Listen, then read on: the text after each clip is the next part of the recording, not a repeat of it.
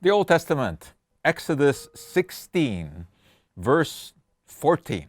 And when the dew that lay was gone up, behold, upon the face of the wilderness there lay a small round thing, as small as the hoar frost on the ground. And when the children of Israel saw it, they said one to another, It is manna, for they wist not what it was. And Moses said unto them, This is the bread which the Lord hath given you to eat. Well, it's not often that science and the Bible converge, but here we go. What was manna? A lot of research has gone into that. And it seems that it actually was the cocoon of an insect. What are we talking about?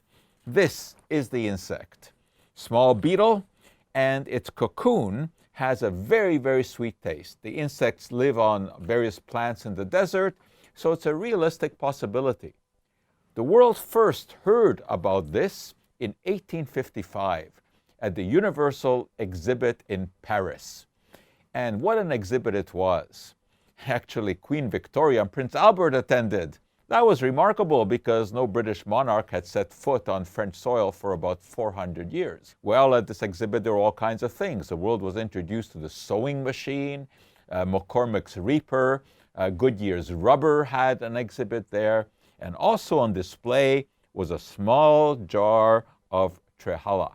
Now, I think probably most people didn't really know what they were looking at. But what they were looking at was the cocoon of the insect that we had just talked about in the Bible. And by this time, it had become sort of famous because it had been used as a medicine in the Islamic world for respiratory problems. And that's why it was displayed at this exhibit. Well, just 4 years later, the famed French chemist Berthelot isolated a substance from it that he called Trehalose.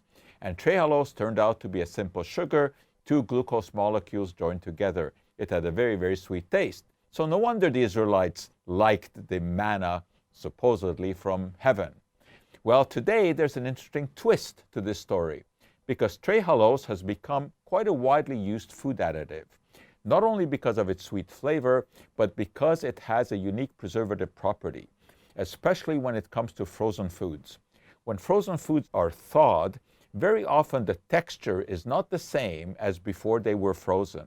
And that's because crystals, either from ice or from starch, have an effect on the cell structure.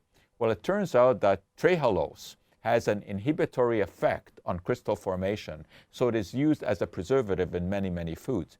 So it has made its way into our diet, and therein lies a surprise.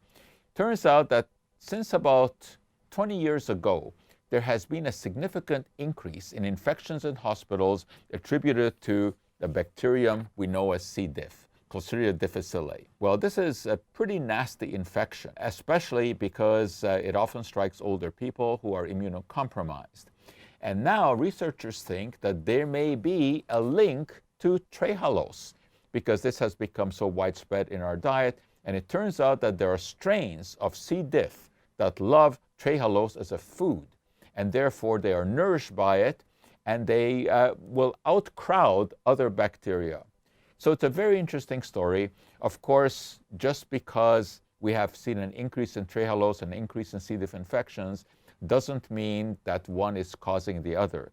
It's an association, but certainly one that is worth exploring. It's an interesting story because it just shows how you can never predict totally what is going to happen. Here was a simple substance, Trehalose, that looked like it was going to be an ideal food additive, an ideal preservative, but now there may be a skeleton in its closet. So again, interesting story, starting with the Bible and ending up with a modern concern.